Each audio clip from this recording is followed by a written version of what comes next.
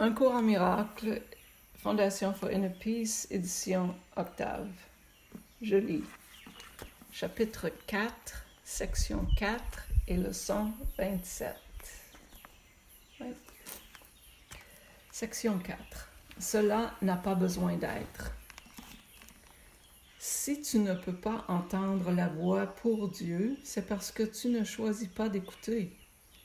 Que tu écoutes en fait la voix de ton ego, cela est démontré par tes attitudes, tes sentiments et ta conduite. Pourtant, c'est ce que tu veux. C'est pour garder cela que tu te bats, et c'est pour sauver cela que tu es vigilant. Tu as l'esprit plein de combines pour sauver la face de ton ego. Et tu ne cherches pas la face du Christ. C'est certes un sombre miroir dans lequel l'ego cherche à voir sa propre face. Comment peut-il maintenir le truc de son existence autrement que par des miroirs? Mais c'est à toi de décider où tu regardes pour te trouver.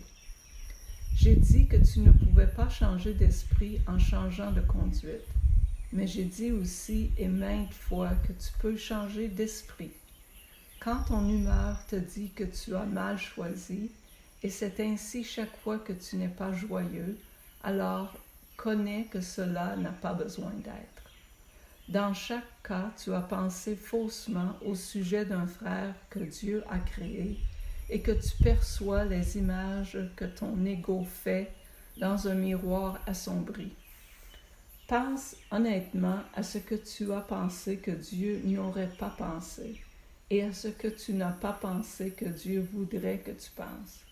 Cherche sincèrement ce que tu as fait et n'as pas fait en conséquence, puis change d'esprit pour penser avec celui de Dieu. Cela peut sembler difficile à faire, mais c'est bien plus facile que d'essayer de penser contre lui. Ton esprit est un avec celui de Dieu. Nier cela et penser autrement a maintenu la cohésion de ton ego, mais cela a littéralement dévisé ton esprit. En frère qui t'aime, je me préoccupe beaucoup de ton esprit, et je t'enjoins de suivre mon exemple quand tu te regardes toi-même et regardes ton frère et vois en tous les deux les glorieuses créations d'un Père glorieux. Quand tu es triste, connais que cela n'a pas besoin d'être. La dépression vient du sentiment d'être privé de quelque chose que tu veux et que tu n'as pas. Souviens-toi que tu n'es privé de rien, si ce n'est par ta propre décision, puis prends une autre décision. Quand tu es anxieux, rends-toi compte que l'anxiété vient du caractère capricieux de l'ego et connais que cela n'a pas besoin d'être. Tu peux être aussi vigilant contre les dictats de l'ego que pour eux. Quand tu te sens coupable, souviens-toi que l'ego a bel et bien violé les lois de Dieu, mais pas toi. Les péchés de l'ego, laisse-les-moi. C'est à cela que sert l'expiation. Mais l'expiation ne peut pas délivrer jusqu'à ce que tu changes d'esprit à propos de ceux que ton ego a blessés. Tant que tu te sens coupable, c'est ton ego qui commande, parce que seul l'ego peut éprouver de la culpabilité. Cela n'a pas besoin d'être. Surveille ton esprit pour déceler les tentations de l'ego et ne le laisse pas te tromper. Il ne t'offre rien. Quand tu auras abandonné cette désinspiration volontaire, tu verras comme ton esprit peut se concentrer, s'élever au-dessus de la fatigue et guérir. Or, ta vigilance n'est pas assez grande à l'encontre des demandes de l'ego pour t'en désengager. Cela n'a pas besoin d'être. L'habitude se prend facilement de t'engager dans la voie vers Dieu et ses créations, si tu refuses activement de laisser ton esprit s'égarer. Le problème n'est pas la concentration, c'est la croyance que personne, y compris toi, ne veut un effort constant. Range-toi avec constance de mon côté contre cette tromperie et ne permets pas que cette piteuse croyance te fasse reculer. Les découragés ne sont d'aucune utilité, ni à eux-mêmes, ni à moi, mais seul l'ego peut être découragé. As-tu déjà réellement pensé au nombre d'occasions que tu as eues de te réjouir et au nombre de celles que tu as refusées? Il n'y a pas de limite au pouvoir d'un fils de Dieu, mais il peut limiter l'expression de son pouvoir autant qu'il choisit de le faire. Ton esprit et le mien peuvent s'unir et dissiper ton ego, libérant la force de Dieu dans tout ce que tu penses et fais. Ne te contente pas de moins que cela et refuse d'accepter toute autre chose pour but. Surveille ton esprit attentivement pour déceler toute croyance qui entrave son accomplissement, puis écarte-toi d'elle. Juge de ton succès en cela par tes propres sentiments, car cela est le seul bon usage du jugement. Le jugement, comme toute autre défense, peut être utilisé pour attaquer ou pour protéger, pour blesser ou pour guérir. L'ego devrait être porté au jugement et là trouvé insuffisant.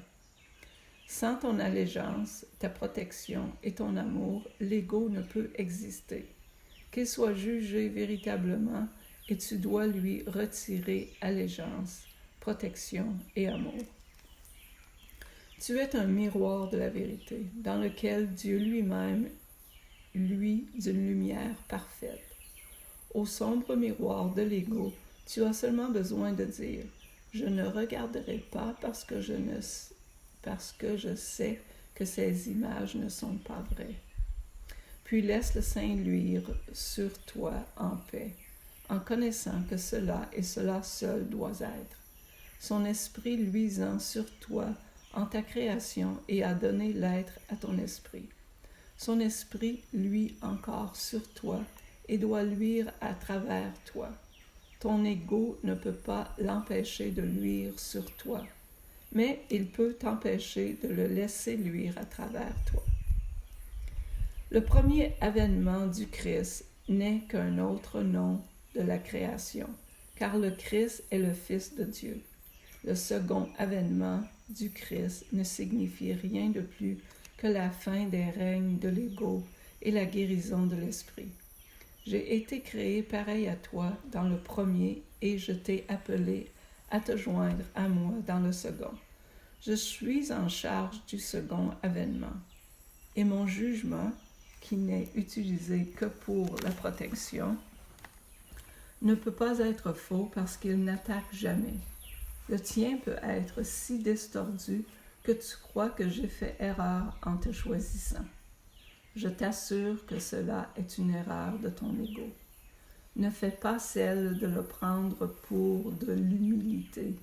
Ton ego essaie de te convaincre qu'il est réel et que je ne le suis pas, parce que si je suis réel, je ne le suis pas plus que toi. Cette connaissance, et je t'assure que c'est la connaissance, signifie que le Christ est entré dans ton esprit et l'a guéri.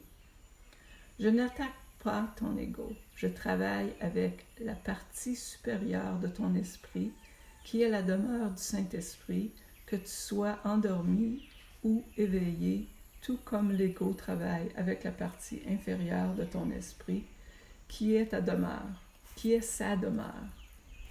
Je suis ta vigilance en cela, parce que ta confusion est trop grande pour que tu reconnaisses ton propre espoir. Je ne fais pas erreur.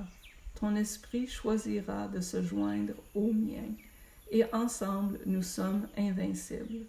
Toi et ton frère finirez par vous assembler en mon nom, et votre santé d'esprit sera rétablie. J'ai ressuscité les morts en connaissant que la vie est un attribut éternel de tout ce que le Dieu vivant a créé.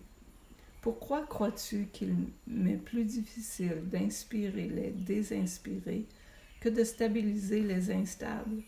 Je ne crois pas qu'il y ait un ordre de difficulté dans les miracles. Toi, si. J'ai appelé et tu répondras. Je comprends que les miracles sont naturels parce que ce sont des expressions d'amour. Que je t'appelle, cela est aussi naturel que ta réponse et aussi inévitable. Voilà. Maintenant, leçon 27.